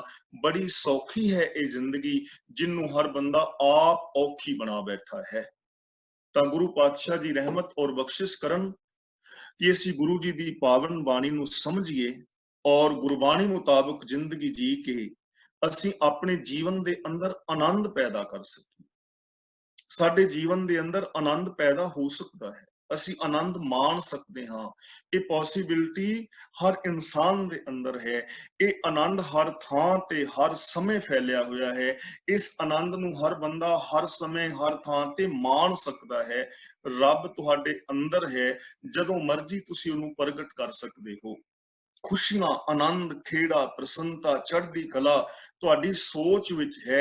ਜਦੋਂ ਮਰਜ਼ੀ ਆਪਣੀ ਸੋਚ ਨੂੰ ਬਦਲ ਸਕਦੇ ਹੋ, ਜਦੋਂ ਮਰਜ਼ੀ ਸੋਚ ਨੂੰ ਗੁਰਮਤ ਆਸ਼ੇ ਅਨੁਸਾਰ ਬਣਾ ਸਕਦੇ ਹੋ। ਤੇ ਜੇ ਭਾਈ ਕੋਈ ਕਹੇ ਕਿ ਤੀਰਥਾਂ ਤੇ ਨਹਾ ਕੇ ਜਾਂ ਵਰਤਨ ਰਾਤੇ ਸਰਾਧ ਲਾ ਕੇ ਜਾਂ ਵਿਖਾਵੇ ਦੀਆਂ ਸਮਾਧੀਆਂ ਲਾ ਕੇ ਜਾਂ ਪੁੰਨ ਪਾਪ ਵਿਚਾਰ ਕੇ ਆਨੰਦ ਪ੍ਰਾਪਤ ਹੋਣਾ ਹੈ, ਤਾਂ ਫਿਰ ਨਹੀਂ ਹੋਣਾ। ਸਿੱਧੀ ਜੀ ਗੱਲ ਹੈ, ਕਹੇ ਨਾਨਕ ਗੁਰ ਪ੍ਰਸਾਦੀ ਜਿਨ੍ਹਾਂ ਲਿਵ ਲਾਗੀ ਤਿਨੀ ਵਿੱਚੇ ਮਾਇਆ ਪਾਇਆ। ਉਹ ਇਸ ਸੰਸਾਰ ਦੇ ਅੰਦਰ ਰਹਿੰਦਿਆਂ ਹੀ ਉਸ ਪ੍ਰਭੂ ਨੂੰ ਪਾ ਲੈਂਦੇ ਨੇ, ਉਸ ਆਨੰਦ ਨੂੰ ਪਾ ਲੈਂਦੇ ਨੇ, ਆਨੰਦ ਨੂੰ ਮਾਣਦੇ ਨੇ, ਉਹ ਰੱਬ ਵਰਗੇ ਹੋ ਜਾਂਦੇ ਹਨ। ਤਾਂ ਇੱਥੇ ਹੀ ਮੈਂ ਖਿਮਾ ਦਾ ਜਾਚਕ ਹਾਂ।